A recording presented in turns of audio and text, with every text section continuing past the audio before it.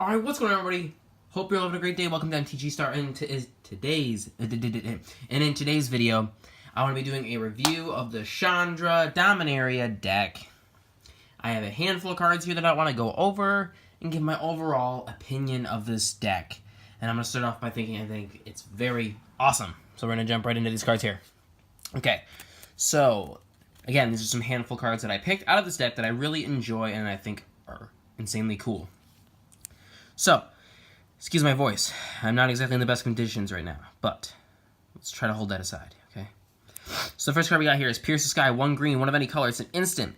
And I love this because it's a very anti-flying, and especially for the anti-flying decks, and just anti-flying creatures all around the board, and especially because of its damage it inflicts. Okay, Pierce the Sky deals 7 damage to target creature with flying. Because I know of a lot of heavy-hitting flying creatures out there, like those just big demons, or in just any card like that. They're always like 5 to... I've seen over a range of like 4 to about 8 or more power. So I think this card is incredibly beneficial to those types of creatures, considering the fact that it's a very low cost card at the same time. It is 1 green, 1 of any color. That is an insanely cheap cost for 7 damage to a flying creature. Its downfall, yes, is because it's flying specific. It's not like any type of creature, which is its overall downfall. But overall, I think it's an insanely good card. It's very low cost, and flyers are definitely a lot of decks' biggest nemesis.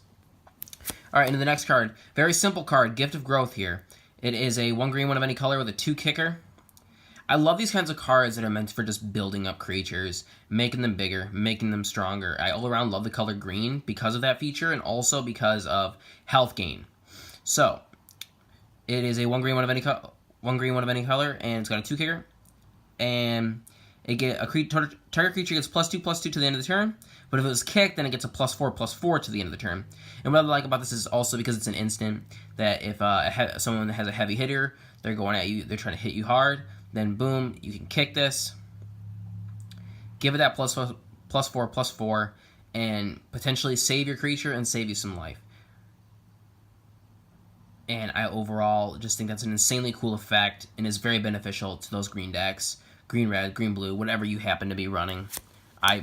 Personally, why I love this deck so much is I love green and red. I think it's a great combo. It's a lot of heavy, quick hitting and healing and also building up. Next here, I believe, is actually a staple. I'm pretty sure this is actually a pretty old card. It's been brought back quite a few times, and I can definitely see why. It's a simple 1 green mana, Land War Elves.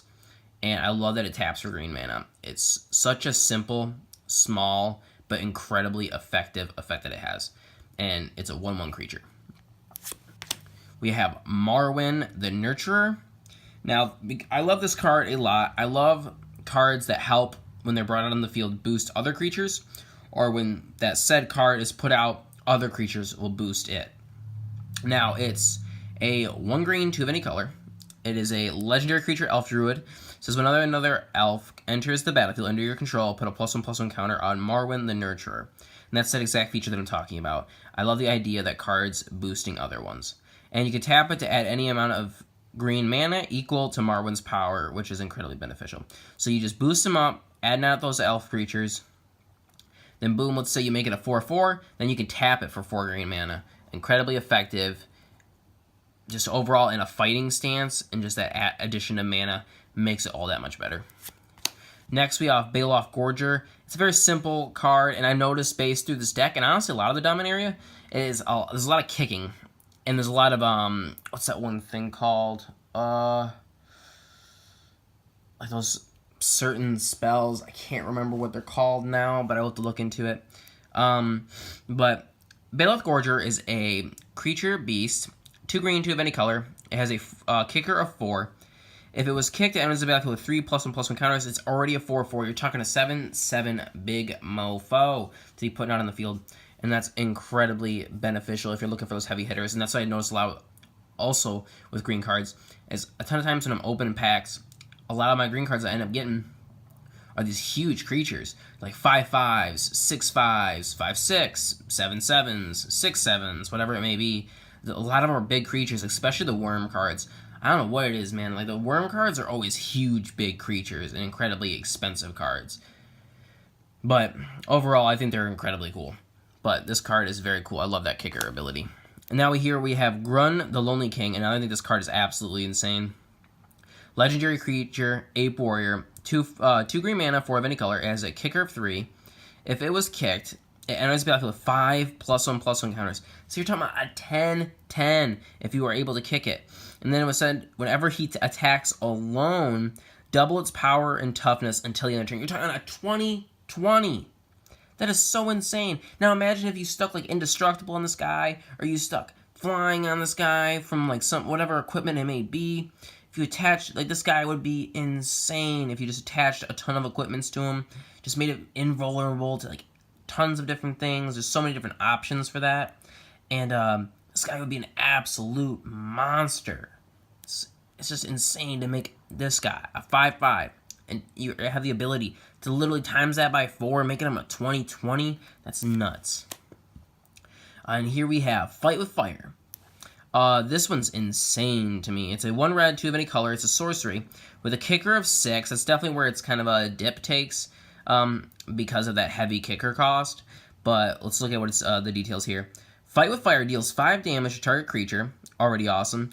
If this spell was kicked, it deals 10 damage, and you can divide that amongst any number of targets instead, which I like the ability to do that. I like cards that give you the option to choose what you want to hit, and this is one of those types of cards where, you know, they could have 4+ creatures on the board, but in this case, they have some lower creatures you want to get rid of because maybe they have a good effect.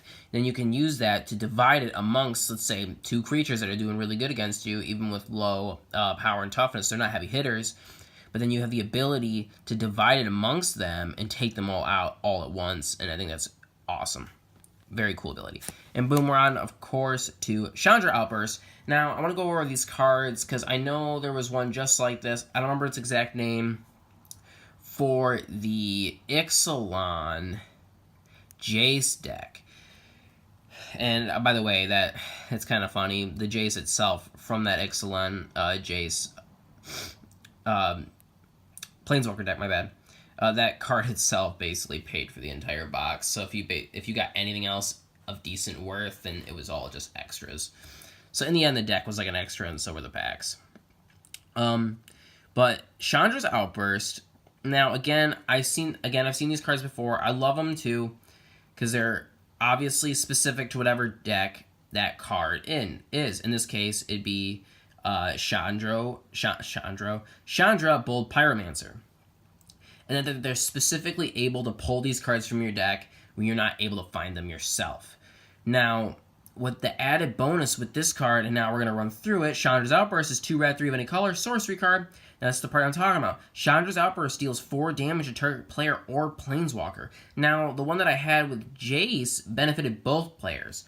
I believe it was you could pull 2 creatures from the graveyard, which it was for both players. It said all players take like 2 creatures from your graveyard, and I think it was put it in your hand. So that was like something that benefited both. Now this is a full benefit to yourself, because it's just 4 damage to target player or planeswalker. So it has nothing to do with you when it comes to damage-wise or anti-benefit. It's all in the benefit for you. And then it says search your library and or graveyard for a card named Chandra Bold Pyromancer, reveal it and put it into your hand. If you search your library this way, then shuffle it. And I think that's insanely awesome, because I find myself in a lot of instances with this type of deck or the Jace deck where I'm not able to find my Jace, and he's like all the way at the bottom of my deck, or he's in the middle, and I'm having difficulties getting to him off my basic draw. And this just throws that out the window, gets it right into your hand, and also has an added 4 damage to target player or planeswalker. Very awesome. And of course we have Chandra herself. Chandra, the Bold Pyromancer. She is a 2 red, 4 of any color, legendary planeswalker, of course, Chandra. Her +1 ability, she has 5 loyalty counters. Her +1 ability is add 2 red mana. Chandra, Bold Pyromancer deals 2 damage to target player. So I love that. It's a little double bonus there. You get you get 2 red mana, plus you deal 2 damage to target player. -3 ability, Chandra Bold Pyromancer deals 3 damage to target creature or planeswalker. Very nice. I love the creature or planeswalker thing, because obviously most creatures, you know, if not almost all of them, can attack a Planeswalker, but I like how it's specific to that. And then the -7, absolutely amazing ability. Chandra Pyromancer deals 10 damage to target player and each creature and Planeswalker they control. See, it's basically all around a board wipe. You know, because most creatures out there aren't going to have 10 plus power, so it's, in a sense, all around a board wipe. And same thing with the Planeswalker. With their Planeswalkers, they are most likely not at 10 plus loyalty. So it's a complete board wipe and a sacrifice to your Chandra, unless you happen to have more than 7 loyalty counters, which I doubt it, because I most of the time, honestly, use that last ability and just sacrifice the Planeswalker.